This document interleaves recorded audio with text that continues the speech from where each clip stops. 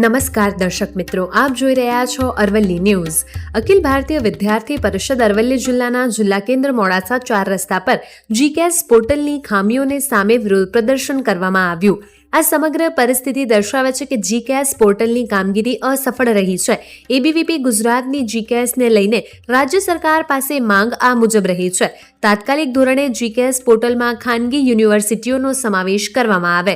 જો ખાનગી યુનિવર્સિટીઓનો સમાવેશ ન કરવામાં આવે તો જીકેએસ માત્ર ડેટા એકત્રીકરણ માટેનું પોર્ટલ બની રહે અને પ્રવેશ પ્રક્રિયા એ ડિસેન્ટ્રલાઇઝ રીતે વિશ્વવિદ્યાલયો દ્વારા હાથ ધરવામાં આવે.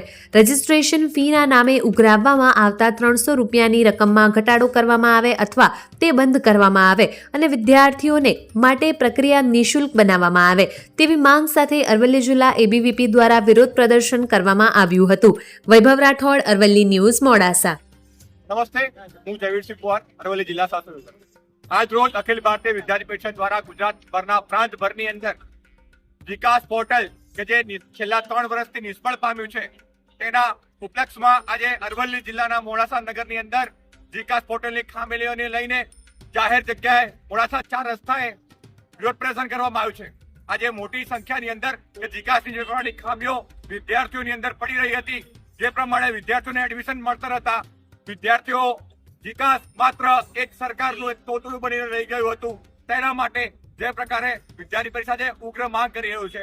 ઘણા બધા વિદ્યાર્થીઓને ઘણા બધા સમયની અંદર વિદ્યાર્થીઓ પ્રવેશ પ્રક્રિયાની અંદર જે ખામીઓ નિષ્ફળતી હતી, પોર્ટલની ખામીઓ, સર્વર ડાઉન થતું હતું, તેના વિરોધ પ્રદર્શનમાં આજે વિદ્યાર્થી પરિષદ ઉગ્રથી ઉગ્ર માંગ કરે છે કે વિકાસ પોર્ટલ ની અંદર ખાનગી યુનિવર્સિટીનો ઉમેરવામાં આવે, ખાનગી યુનિવર્સિટીનો પ્રવેશ ઉમેરવામાં આવે.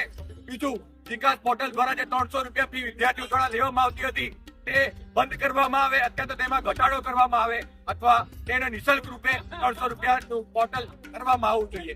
વિકાસ પોર્ટલની ખામીઓ આ જ રીતે જો નહીં સુધારવામાં આવે તો આ માત્ર વિરોધ પ્રદર્શન છે. આગામી સમયની અંદર અખિલ ભારતીય વિદ્યાર્થી પરિષદ ઉગ્રમે ઉગ્ર આંદોલન કરશે અને સમગ્ર પ્રાંતભરની અંદર આ વિરોધ પ્રદર્શન ચાલ્યા કરશે.